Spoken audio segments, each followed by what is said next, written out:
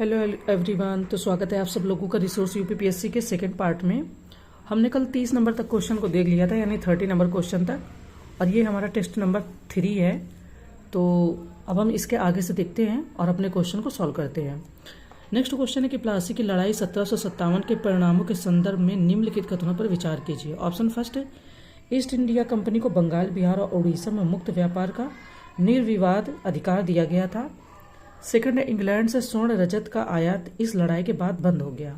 तो उपयुक्त कथनों में से कौन सा से सही है बताना। ऑप्शन है केवल फर्स्ट, बी केवल सेकंड, सी फर्स्ट तथा सेकंड दोनों, डी ना तो फर्स्ट और ना ही सेकंड। बात करें क्वेश्चन की, तो प्लासी की लड़ाई आपको पता है 1757 में रॉबर्ट क्लाइव के नेतृत्व में ईस्ट इंडिया कंपनी और बंगाल के नवाब सिराजुद्दौला के बीच लड़ी गई थी। इस तरीके से देखें तो दोनों ही ऑप्शन आपके यहाँ पर सही है, विच मीन्स कि सी ऑप्शन सही है। ठीक है, चलो आगे बढ़ते हैं। नेक्स्ट क्वेश्चन है कि पाइका विद्रोह कहाँ हुआ था। ऑप्शन है Bengal, B Orissa, C Awadh and D Andhra Pradesh. तो बात करें पाइका विद्रोह की, तो पाइका विद्रोह का शाब्दिक अर्थ होता है पैदल सैनिक, और ये उड़ीसा के पारंपरिक योद्धा थे जो शांति काल में तो खेती करते थे, लेकिन आवश्यकता पड़ने पर उड़ीसा के राजा को सैन्य सेना प्रदान करते थे। तो आंसर क्या हो जाएगा, उड़ीसा हो जाएगा, ये उड़ीसा से संबंधित है। देखिए नेक्स्ट क्वेश्चन कह रहे हैं कि इल्बर्ट विधेयक 1883 के संबंध में निम्नलिखित कथनों पर विचार कीजिए। ऑप्शन फर्स्ट, इसे लॉर्ड लिटन के कार्यकाल के दौरान पेश किया गया था। सेकंड, इसका उद्देश्य यूरोपियों के मुकदमे के संबंध में भारतीय मजिस्ट्रेटों पर लगाई गई अयोग्यता को हटाना था। तो करें उपयुक्त कथनों में से कौन सा से सही है। ऑप्शन है केवल फर्स्ट, बी केवल सेकंड, सी फर्स्ट तथा सेकंड दोनों, डी ना तो फर्स्ट और ना ही सेकंड। अब हम इल्बर्ट बिल अगर पहले से याद है आप में से सबको, तो आराम से आसानी से आंसर दे देंगे, है ना। अगर नहीं भी याद है तो मैं बताती हूँ, और फिर चीज़ें रिवाइज करते करते आती। एक बार में हर किसी को हर कुछ नहीं याद आ जाता, इसके लिए कभी भी परेशान नहीं होना। इल्बर्ट विधेयक को 1883 में लॉर्ड रिपन के कार्यकाल के दौरान विधि सदस्य सीपी इल्बर्ट द्वारा पेश किया गया था। इन्होंने कहा है कि लॉर्ड लिटन के, ठीक है, और लॉर्ड रिपन और लिटन में कंफ्यूज मत होना। सेकेंड, ब्रिटिश शासन के दौरान एक यूरोपियन का ट्रायल भारतीय न्यायाधीश द्वारा नहीं, अपितु केवल एक यूरोपीय न्यायाधीश या मजिस्ट्रेट द्वारा किया जा सकता था। इस भेदभाव को समाप्त करने के लिए इल्बर्ट विधेयक 1883 लाया गया था। तो बी ऑप्शन तो आपका सही हो जाएगा, बट फर्स्ट गलत है, क्योंकि इसमें लॉर्ड लिटन है जबकि वहां पर लॉर्ड रिपन होना चाहिए। ठीक है, चलिए तो इसका आंसर क्या हो गया, बी ऑप्शन सही हो गया। हम बढ़ते हैं नेक्स्ट क्वेश्चन की ओर। नेक्स्ट कह रहे हैं कि धर्म सभा के संदर्भ में निम्नलिखित कथनों में से कौन सा से सही है। ऑप्शन फर्स्ट है, इसकी स्थापना राधाकांत देव ने की थी। सेकंड, इसने सती प्रथा के उन्मूलन का समर्थन किया था। तो कूट है हमारा। ऑप्शन है केवल फर्स्ट, बी केवल सेकंड, सी फर्स्ट तथा सेकंड दोनों, डी ना तो फर्स्ट और ना ही सेकंड। धर्म सभा के बारे में बात करें तो हिंदू धर्म की शुद्धि के लिए राजा राम मोहन राय के प्रगतिशील विचारों को राधाकांत देव जैसे रूढ़िवादी तत्वों से शक्तिशाली विरोध का सामना करना पड़ा, जिन्होंने ब्रह्म समाज के प्रचार के विरोध में धर्म सभा की स्थापना की। राधाकांत देव ने 1830 में धर्म सभा की स्थापना की, और यह एक रूढ़िवादी समाज था जो सामाजिक धार्मिक मामलों में यथास्थिति बनाए रखने के लिए प्रतिबद्ध था। तो ऑप्शन ए केवल सही हो जाएगा, बी आपका गलत हो जाएगा। ठीक है, नेक्स्ट कह रहे हैं कि निम्नलिखित कथनों में से सही कथनों का चयन करें। ऑप्शन फर्स्ट, रैमजे मैकडोनाल्ड ने कहा था कि डोडो की भांति साम्राज्यवाद दिवंगत हो चुका है। सेकंड कह रहे हैं कि सर स्टैफोर्ड क्रिप्स ने कहा था कि भारत में एक क्रांति होने जा रही है और हमें जल्द ही चले जाना चाहिए। तो कूट है हमारा। ऑप्शन है केवल फर्स्ट, बी केवल सेकंड, सी फर्स्ट तथा सेकंड दोनों, डी ना तो फर्स्ट और ना ही सेकंड। क्या ये दोनों अपने आप में सही है। द्वितीय विश्व युद्ध के पश्चात ब्रिटिश प्रधानमंत्री बने क्लीमेंट इटली ने कहा था कि डोडो एक विलुप्त पक्षी की भांति साम्राज्यवाद दिवंगत हो चुका है। कथन सेकंड सही है कि स्टैफोर्ड क्रिप्स ने 1942 में भारत आय मिशन के नेतृत्व करता थे और वर्ष 1946 के कैबिनेट मिशन के सदस्य भी थे। तो बी ऑप्शन आपका फिलहाल यहाँ पर सही हो जाएगा। ये बात जो साम्राज्यवाद दिवंगत हो चुका वो रैमजे मैकडोनाल्ड ने नहीं बल्कि क्लीमेंट इटली ने कहा था। ठीक है, तो इसलिए बी ऑप्शन सही है। नेक्स्ट क्या कह रहे हैं, नेक्स्ट कह रहे हैं कि निम्नलिखित कथनों पर विचार कीजिए। ऑप्शन फर्स्ट, ज्योतिबा फूले ने उच्च जाति और ब्राह्मणवादी वर्चस्व के खिलाफ जीवन भर संघर्ष किया। सेकेंड है कि स्वामी दयानंद सरस्वती मूर्ति पूजा, बाल विवाह और जाति व्यवस्था के विरुद्ध थे। तो कह रहे उपयुक्त कथनों में से कौन सा से कथन सही है। ऑप्शन है केवल फर्स्ट, बी केवल सेकंड, सी फर्स्ट तथा सेकंड दोनों, डी ना तो फर्स्ट और ना ही सेकंड। तो अगर हम बात करें यहाँ पर, तो ज्योतिबा फूले महाराष्ट्र के एक निम्न जाति के परिवार से थे उन्होंने अंतर्जातीय विवाह और विधवा पुनर्विवाह को प्रोत्साहन किया तथा विधवा पुनर्विवाह आंदोलन और महिलाओं की शिक्षा हेतु कार्य भी किया। ये सबको पता ही है। आंसर की बात करेंगे तो सी ऑप्शन सही हो जाएगा। फर्स्ट और सेकंड दोनों ही सही हैं, क्योंकि आपका जो स्वामी दयानंद सरस्वती जी की बात कही जा रही है, ये भी आपका कथन सत्य है। चलो आगे बढ़ते हैं। नेक्स्ट है कि झंडा गीत विजयी विश्व तिरंगा प्यारा झंडा ऊंचे रहे हमारा की रचना किसने की थी? ऑप्शन है बंकिम चंद्र चटर्जी, बी रविंद्रनाथ टैगोर, सी रामधारी सिंह दिनकर या डी श्यामलाल गुप्ता पार्षद। तो झंडा गीत जो विजय विश्व तिरंगा प्यारा झंडा ऊंचा रहे हमारा, जो हम लोग बचपन से गाते आ रहे हैं 26 जनवरी 15 अगस्त में, तो इसकी जो पूछ रहे हैं कि इसकी रचना किसने की थी, तो इसकी रचना श्यामलाल गुप्त पार्षद ने की थी, यानी कि डी ऑप्शन सही हो जाएगा यहाँ पर। नेक्स्ट कह रहे हैं कि निम्न कथनों में से असत्य कथन का चयन कीजिए। ऑप्शन ए अनहैप्पी इंडिया पुस्तक की रचना लाला लाजपत राय ने की, be the rise and growth of economic nationalism in India के लेखक सतीश चंद्र हैं, सी मदर इंडिया पुस्तक कैथरीन मैया द्वारा लिखी गई थी, एंड डी प्रिजन डायरी पुस्तक के लेखक जयप्रकाश नारायण है। अब कह रहे इसमें से असत्य कथन का चयन कीजिए, तो यानी कि इसमें से कोई एक है जो सही सुमेलित नहीं है या उसके जो राइटर हैं वो गलत हैं। तो the rise and growth of economic nationalism in India के लेखक बिपिन चंद्र है। यहाँ पर इन्होंने सतीश चंद्र दे दिया है, तो जो आपके यहाँ पर गलत है। ये भी सतीश चंद्र हैं, वो बिपिन चंद्र हैं, तो आपको यहाँ पर इस चीज़ को याद रखना है। ठीक है, बिपिन चंद्र जी हो जाएंगे इसमें लेखक इसके। ठीक है, चलिए तो 38 का जो आंसर हो जाएगा वो आपका हो जाएगा बी ऑप्शन। आगे बढ़ते हैं। नेक्स्ट क्वेश्चन है हमारा कि 1885 में भारतीय राष्ट्रीय कांग्रेस के गठन के विभिन्न दृष्टिकोणों के संदर्भ में निम्नलिखित कथनों में से कौन सा से सही है बताना। ऑप्शन है लाला लाजपत राय सुरक्षा वाल्व सिद्धांत में विश्वास करते थे, सेकंड आरबी दत्त द्वारा दुर्भिसंधि सिद्धांत का प्रतिपादन किया गया था, थर्ड गोपाल कृष्ण गोखले द्वारा ताड़ित चालक के सिद्धांत का प्रतिपादन किया गया था। तो कूट है हमारा यहाँ पर ऑप्शन ए केवल फर्स्ट सही है, बी केवल फर्स्ट और सेकंड सही है, सी फर्स्ट और थर्ड सही है, या डी फर्स्ट सेकंड और थर्ड सही है। तो फिलहाल यहाँ पर आपका डी ऑप्शन सही है, यानी कि फर्स्ट सेकंड और थर्ड तीनों ही ऑप्शन आपके यहाँ पर सही है। ठीक है, कुछ चीज़ें पीडीएफ में अच्छे से दी गई हैं और आप पढ़ लेना, तो वीडियो भी लंबा नहीं होगा और चीज़ें आपको क्लियर हो जाएंगी। देखिए नेक्स्ट कह रहे हैं कि निम्नलिखित कथनों में से कौन सही नहीं है। यहाँ पर भी सही नहीं है बताना है। ऑप्शन ए अल्फ्रेड वेब 1894 ईस्वी में कांग्रेस के मद्रास अधिवेशन में अध्यक्ष थे, बी बाल गंगाधर तिलक कांग्रेस के अध्यक्ष कभी नहीं चुने गए, सी कांग्रेस ने नागपुर अधिवेशन 1920 में पहली बार भारतीय रियासतों के प्रति अपनी नीति घोषित की थी, एंड डी अरविंद घोष कांग्रेस के नरम दल से संबंधित थे। तो अब यहाँ पर असत्य कथन बताना। अरविंद घोष कांग्रेस के नरम दल से नहीं बल्कि गरम दल से संबंधित थे, और वे कांग्रेस की उग्रवादी विचारधारा गरम दल के 4 स्तंभों लाला लाजपत राय, बिपिन चंद्र पाल, बाल गंगाधर तिलक तथा अरविंद घोष में से एक थे, जिन्हें हम शॉर्ट में लाल, बाल और पाल बोलते हैं। ठीक है, तो उनमें से एक थे। तो डी ऑप्शन आपका यहाँ पर फिलहाल सही नहीं होगा, क्योंकि ये नरम दल नहीं है, यहाँ पर ये गरम दल से संबंधित थे। नेक्स्ट क्वेश्चन है कि भारत का स्वतंत्रता संग्राम 1857 नामक पुस्तक के लेखक कौन है। ऑप्शन है वी.डी. सावरकर, बी बाल गंगाधर तिलक, सी दादा भाई नौरोजी, या डी लाला लाजपत राय। तो बात करें तो भारत का स्वतंत्रता संग्राम 1857 नामक पुस्तक के लेखक विनायक दामोदर सावरकर हैं। उन्होंने अभिनव भारत नामक क्रांतिकारी संगठन की स्थापना भी की। ब्रिटिश कैद से मुक्त होने के लिए वे 1910 में चलते जहाज मार्सेलेस से कूद गए थे, किंतु बाद में पुनः गिरफ्तार कर लिए गए। आंसर की बात करें तो ऑप्शन ए हो जाएगा वी.डी. सावरकर। ठीक है, नेक्स्ट कह रहे हैं कि निम्नलिखित में से किसी काकोरी षड्यंत्र केस में फांसी की सजा दी गई। ऑप्शन है भगत सिंह, बी राजेंद्र लाहिड़ी, थर्ड है बटुकेश्वर दत्त, एंड 4 है रोशनलाल। सही विकल्प का चयन करें। ऑप्शन है फर्स्ट और थर्ड, बी सेकेंड और थर्ड, सी थर्ड और फोर्थ, एंड डी सेकेंड। देखिए बात करें यहाँ पर काकोरी षड्यंत्र केस की, 9 अगस्त 1925 को लखनऊ के निकट काकोरी नामक स्थान पर कुछ क्रांतिकारियों ने 8 down Saharanpur Lucknow passenger train पर डकैती डालकर सरकारी खजाने को लूट लिया। यह घटना सबको पता है। तो इस घटना में 29 क्रांतिकारियों ने 29 क्रांतिकारियों को गिरफ्तार किया गया, जिसमें से राम प्रसाद बिस्मिल, रोशनलाल, अशफाक उल्ला खां तथा राजेंद्र लाहिड़ी को फांसी की सजा दी गई। वर्तमान में इस घटना को काकोरी एक्शन डे के नाम से भी जाना जाता है। आपको पता ही है कि बदलाव किया गया। फिलहाल यहाँ पे कौन सही हो जाएंगे, तो सेकेंड और फोर्थ राजेंद्र लाहिड़ी और रोशनलाल जी हो जाएंगे। तो सेकेंड डी ऑप्शन आपका यहाँ पर फिलहाल सही हो जाएगा। नेक्स्ट है कि निम्न युग्मों में से कौन सा सही सुमेलित नहीं है। ऑप्शन है विक्टोरिया षड्यंत्र प्रकरण 1924, बी काकोरी षड्यंत्र प्रकरण 1925, सी अलीपुर षड्यंत्र प्रकरण 1906, और डी हावड़ा षड्यंत्र प्रकरण 1910। अब इसमें से कौन सा सही नहीं है? देखो आपको पता चल गया होगा अलीपुर बम मामला का जो षड्यंत्र होता है वो 1908 में होता है। तो सी ऑप्शन आपका यहाँ पर फिलहाल गलत है, सही सुमेलित नहीं है, बाकी सभी सही सुमेलित है।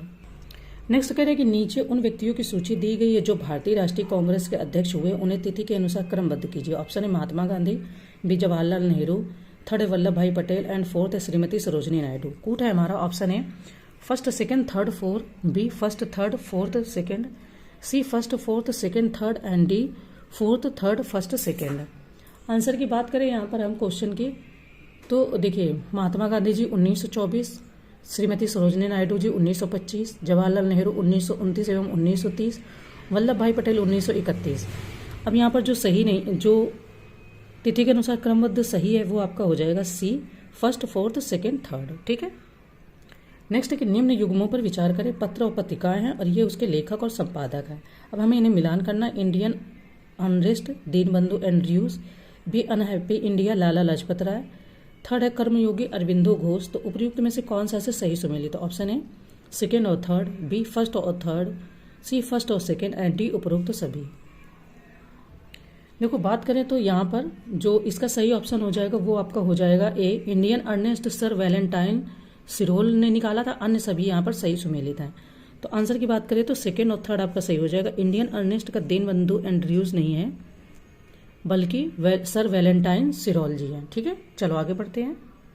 नेक्स्ट कह रहे हैं कि निम्नलिखित कथनों में से कौन सा सही नहीं है? यहाँ पर भी सही नहीं है पूछ रहे हैं। ऑप्शन ए, कांग्रेस के 1905 के बनारस अधिवेशन की अध्यक्षता गोपाल कृष्ण गोखले ने की थी।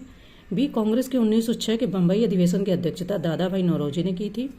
सी, कांग्रेस के 1907 के सूरत अधिवेशन की अध्यक्षता रास बिहारी बोस ने की थी। एंड डी, कांग्रेस के 1917 के लखनऊ अधिवेशन की अध्यक्षता श्रीमती एनी बेसेंट ने की थी। अब यहाँ पर कौन सा सही नहीं है? तो इन सबको पढ़ने के बाद आपको कुछ आइडिया तो लग ही गया होगा। पहली बात तो कांग्रेस का 1906 का अधिवेशन कलकत्ता में हुआ था और जिसकी अध्यक्षता दादा भाई नौरोजी ने की थी। इन्होंने 1906 को बता दिया कि ये बम्बई में हुआ था, जबकि ये बम्बई में नहीं कलकत्ता में हुआ था। ठीक है, अधिवेशन कलकत्ता में हुआ था लेकिन उसकी अध्यक्षता दादा भाई नौरोजी ने ही की थी। ठीक है, कलकत्ता अधिवेशन में पहली बार दादा भाई नौरोजी ने स्वराज की मांग की थी। अन्य तीनों सही सुमेलित हैं, तो बी ऑप्शन हो जाएगा जो सही सुमेलित नहीं है। ठीक है।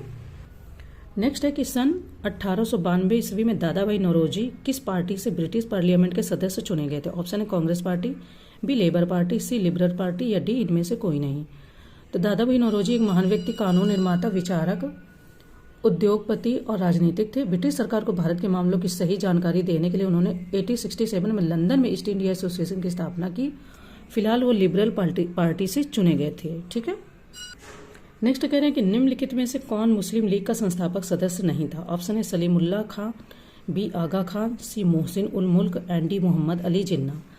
तो जब मुस्लिम लीग की स्थापना हुई थी उस समय सदस्य इसका कौन नहीं था?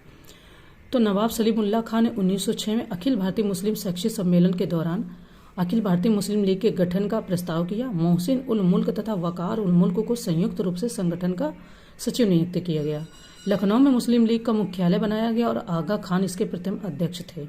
डी ऑप्शन हो जाएगा कि मोहम्मद अली जिन्ना जिस समय इसकी स्थापना हुई थी उस समय इसके सदस्य नहीं थे। ठीक है, चलो आगे बढ़ते हैं। नेक्स्ट है कि देवबंद आंदोलन के संबंध में निम्न कथनों पर विचार करें। ऑप्शन फर्स्ट, यह एक पुनर्जागरण आंदोलन था। सेकेंड, वर्ष 1866 ईस्वी में यह प्रारंभ हुआ। थर्ड, भारतीय राष्ट्रीय कांग्रेस की स्थापना का इसने विरोध किया। उपरोक्त में से कौन सा से सत्य है? ऑप्शन है फर्स्ट तथा सेकेंड, बी सेकेंड तथा थर्ड, सी फर्स्ट तथा थर्ड एंड डी उपरोक्त सभी। तो अब बात कर लेते हैं देवबंद आंदोलन के बारे में। देखो फर्स्ट और सेकेंड आपका यहाँ पर कथन सत्य है कि यह एक पुनर्जागरण आंदोलन था और वर्ष 1866 में यह प्रारंभ हुआ था। भारतीय राष्ट्रीय कांग्रेस की स्थापना का इसने विरोध किया था, ये फिलहाल इसमें सत्य नहीं है। तो ए ऑप्शन हमारा यहाँ पर सही हो जाता है इस क्वेश्चन का आंसर। ठीक है, चलो आगे बढ़ते हैं। नेक्स्ट है कि 16 अगस्त 1946 यानी 1946 को प्रत्यक्ष कार्यवाही दिवस को किस सरकार ने सार्वजनिक अवकाश घोषित किया? ऑप्शन है उत्तर पश्चिमी सीमा प्रांत, B Punjab, C Bengal and D उपरोक्त सभी। तो प्रत्यक्ष कार्यवाही दिवस 16 अगस्त 1946 को बंगाल सरकार ने सार्वजनिक अवकाश घोषित किया था। तो सी ऑप्शन आपका हो जाएगा बंगाल। ठीक है, चलिए आगे बढ़ते हैं।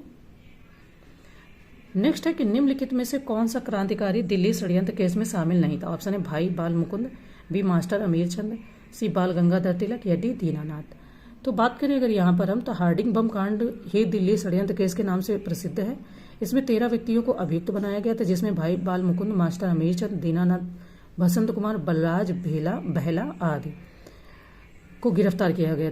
दीनानाथ सरकारी गवाह बन गए थे। राज बिहारी बोस जापान भाग गए थे तथा मुकदमे से बच गए थे। तो सी ऑप्शन आपका यहाँ पर हो जाएगा कि इसमें जो शामिल नहीं थे वो थे बाल गंगाधर तिलक। ठीक है, चलिए आगे बढ़ते हैं। नेक्स्ट क्वेश्चन है कि निम्नलिखित में से कौन सा कथन, ठीक है, नेक्स्ट कह रहे हैं कि निम्नलिखित में से कौन सा कथन 1916 के लखनऊ के कांग्रेस अधिवेशन के विषय में असत्य है। चूंकि यहाँ पर असत्य पूछ रहे हैं तो बहुत ध्यान से देखना है। ऑप्शन फर्स्ट, इस अधिवेशन की अध्यक्षता अंबिका चरण मजूमदार ने की थी। बी, महात्मा गांधी पहली बार चंपारण के किसानों की समस्याओं से अवगत कराए गए। सी, कांग्रेस ने मुसलमान के लिए पृथक निर्वाचन मंडल की मांग को अस्वीकार कर दिया। एंड डी, इसी अधिवेशन में कांग्रेस के उदारवादियों और उग्रवादियों के बीच पुनः मेल स्थापित हुआ। तो अब इन सब चारों को पहले ध्यान से देख लो। कह रहे कांग्रेस ने मुसलमानों के लिए पृथक निर्वाचन मंडल की मांग को अस्वीकार कर दिया। चूंकि असत्य पूछा है तो आपको पहले आंसर मालूम हो गया होगा कि लखनऊ अधिवेशन ही जो हुआ था 1916 को, उसमें ही कांग्रेस के लखनऊ अधिवेशन में प्रथम बार कांग्रेस ने मुसलमानों के लिए पृथक निर्वाचन मंडल की मांग को स्वीकार कर लिया था, अस्वीकार नहीं किया था। तो ये अपने आप में गलत हो जाएगा, बाकी सारे ऑप्शन सही है। तो सी ऑप्शन गलत है, क्योंकि अस्वीकार नहीं किया था बल्कि स्वीकार कर लिया था। ठीक है, चलो नेक्स्ट देखते हैं। नेक्स्ट है कि निम्नलिखित में से कौन सा होम रूल आंदोलन के विषय में सत्य नहीं है। Option first, home rule league आंदोलन सबसे पहले एनी बेसेंट ने प्रारंभ किया था। बी, होम रूल लीग की स्थापना सर्वप्रथम अप्रैल 1916 में बाल गंगाधर तिलक ने की थी। सी, चित्तरंजन दास एनी बेसेंट की होम रूल लीग से संबंधित थे। एंड डी, वर्ष 1916 के लखनऊ अधिवेशन में होम रूल लीग के सदस्यों ने अपनी राजनीतिक शक्ति का सफलतापूर्वक प्रदर्शन किया था। तो अब आपको इसमें से आंसर पता चल गया होगा।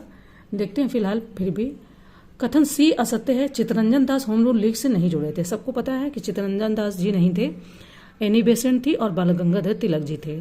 तो सी ऑप्शन यहाँ पर असत्य हो जाएगा, क्योंकि इन्होंने पूछा सत्य नहीं है तो सी ऑप्शन सत्य नहीं है। अगर पूछते कि असत्य नहीं है, इसमें से असत्य कौन है, तो फिर सी ही असत्य हो जाता। नेक्स्ट कह रहे हैं कि निम्नलिखित में से किसने 1920 में Akhil Bharatiya home rule league के अध्यक्ष के रूप में निर्वाचित होने के बाद इसका नाम परिवर्तित कर स्वराज्य सभा रखा। ऑप्शन है Mahatma Gandhi, B C R Das, C Lokmanya Bal Gangadhar Tilak, and D S Subramaniam Iyer. तो क्वेश्चन क्या पूछा है कि Akhil Bharatiya home rule league के अध्यक्ष के रूप में निर्वाचित होने के बाद इसका नाम बदल दिया है ना। देखिए, अप्रैल 1920 में महात्मा गांधी को Akhil Bharatiya home rule league के अध्यक्ष के रूप में निर्वाचित किया गया तथा उन्होंने इसका नाम परिवर्तित कर स्वराज्य सभा रखा। S Subramaniam Iyer home rule league से संबंधित थे। तो ए ऑप्शन हो जाएगा, महात्मा गांधी जी ने इसका नाम बदला, वो थे महात्मा गांधी। ठीक है, चलो आगे बढ़ते हैं। नेक्स्ट है कि महात्मा गांधी के विषय में असत्य कथन का चयन करें। ऑप्शन ए, दक्षिण अफ्रीका में गांधी जी ने इंडियन ओपिनियन नामक अखबार निकाला। बी, गांधी जी के अनुसार हिंसा का सबसे क्रूरतम रूप गरीबी का स्थायित्व है। सी, गांधी जी ने सर्वप्रथम 1906 में आयोजित कांग्रेस के कलकत्ता अधिवेशन में भाग लिया था। एंड डी, गांधी जी को दक्षिण अफ्रीका के पीटरमसबर्ग स्टेशन पर ट्रेन से फेंका गया था। अब इनमें से कौन सा असत्य है या कौन सा सत्य नहीं है वो हमें बताना है।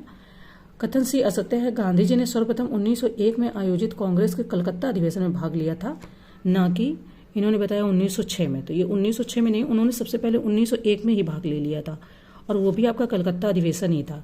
ये 1906 में भाग नहीं लिया था, तो यही आपका असत्य हो जाएगा कथन। ठीक है, आई होप सारा कुछ क्लियर हो गया। आगे बढ़ते हैं। नेक्स्ट क्वेश्चन है कि निम्नलिखित में से कौन राज्य सत्ता विहीन समाज की स्थापना करना चाहता था। ऑप्शन है M K Gandhi, B M L Nehru, C J L Nehru, या डी सी आर दास। तो एम एल का मतलब हो जाएगा मोतीलाल नेहरू, जे एल का मतलब जवाहरलाल नेहरू। आई होप ज्यादातर लोगों को पता ही है, पर फिर भी जो नए एस्पायरेंट उनको ना पता हो इसलिए मैं बता देती हूँ। तो कह रहे सत्ता विहीन समाज की स्थापना करना चाहते थे। कौन? राज्य और सत्ता विहीन समाज की। आइडिया आपको कुछ लग गया होगा। गांधी जी की पूर्ण आदर्श राजनीतिक व्यवस्था के अंतर्गत नैतिकता, धर्म और मानवता का समावेश था, लेकिन राज्य अर्थात सत्ता के लिए कोई स्थान नहीं था। राजनीति के क्षेत्र में गांधी जी द्वारा दिया गया सबसे महत्वपूर्ण सुझाव सत्ता के विकेंद्रीकरण का ही था। तो ऑप्शन ए हो जाएगा आपका एम के गांधी, यानी कि महात्मा गांधी जी। नेक्स्ट कह रहे हैं कि महात्मा गांधी से संबंधित निम्नलिखित घटनाओं को उनके कालक्रम के अनुसार पहले से बाद के क्रम में लगाइए। ऑप्शन है खेड़ा सत्याग्रह, बी असहयोग आंदोलन, थर्ड है चंपारण आंदोलन, एंड फोर्थ है सविनय अवज्ञा आंदोलन। कूट दिया गया ऑप्शन है second first third fourth, B third first second fourth, ये यहाँ पर फोर्थ है, C first third second fourth, and D third first fourth second. वैसे आइडिया कुछ लग गया होगा, सिंपल है। चंपारण आंदोलन जो आपका होता है ये आपका 1917 में होता है, ठीक है। खेड़ा आंदोलन की बात की जाए तो खेड़ा आंदोलन हमारा, खेड़ा सत्याग्रह की बात करें तो ये आपका सिंपल है, 1918 में घटित होती है घटना, 22 मार्च 1918 को। असहयोग आंदोलन आपका 1920 से 22 चलता है, ठीक है, 1920 और 22। और अगर सविनय अवज्ञा आंदोलन की बात करेंगे तो सविनय अवज्ञा आंदोलन आपका 1923 हो जाएगा। तो इस तरीके से अगर आप जब इसको लगाएंगे सही से तो थर्ड, फर्स्ट, सेकेंड और फोर्थ, यानी कि बी ऑप्शन आपका यहाँ पर फिलहाल सही हो जाएगा, ठीक है। नेक्स्ट कह रहे हैं कि निम्नलिखित में से किसे गांधी जी ने दीनबंधु की उपाधि दी थी। Option A Reverend Thomas More, B George Yule, C William Bowell and D Reverend Charlie Andrews. तो बात करते हैं कि किसको दी थी। देखिए गांधी जी ने रेवरेंड चार्ली एंड्रूज यानी कि Charles Andrews Saint Stephen College Delhi से प्राध्यापक के पद पर थे। भारत तथा भारतीयों से इनको अत्यधिक लगाव था। गरीबों के प्रति इनकी अत्यधिक निरंतर चिंता को देखते हुए गांधी जी ने इन्हें दीनबंधु की उपाधि दी, विच मीन्स कि डी ऑप्शन सही हो जाएगा। नेक्स्ट है कि निम्नलिखित में से किसने यरवदा कारागार को मंदिर की संज्ञा दी थी। ऑप्शन है Mahatma Gandhi, B Gopal Krishna Gokhale, C J B Kripalani and D Rajendra Prasad. तो बात करें तो गांधी जी ने यरवदा कारागार को मंदिर की संज्ञा दी थी। यरवदा कारागार महाराष्ट्र के पुणे जिले में स्थित है। तो ऑप्शन ए आपका हो जाएगा महात्मा गांधी जी। नेक्स्ट है कि निम्नलिखित में से कौन भारत की स्वतंत्रता के समय कांग्रेस का सदस्य नहीं था। ऑप्शन है C Rajagopalachari, B J B Kripalani, C Mahatma Gandhi and D Maulana Abul Kalam Azad. कह रहे कांग्रेस का सदस्य नहीं था, वो भी भारत की स्वतंत्रता के समय। तो भारत की स्वतंत्रता के समय महात्मा गांधी कांग्रेस के सदस्य नहीं थे। वर्ष 1934 में गांधी जी ने कांग्रेस से इस्तीफा दे दिया था तथा बाद में कभी इसके सदस्य नहीं बने। तो सी ऑप्शन हो जाएगा यहाँ पर इसका सही आंसर। तो फिलहाल बहुत लंबा वीडियो नहीं बनाते, इतना ही रखते हैं, फिर मिलते हैं नेक्स्ट वीडियो में इसी के थर्ड पार्ट में, ठीक है। तब तक के लिए आप अपना ख्याल रखें और प्रैक्टिस को करते रहें, रिवीजन करते रहें। Thank you.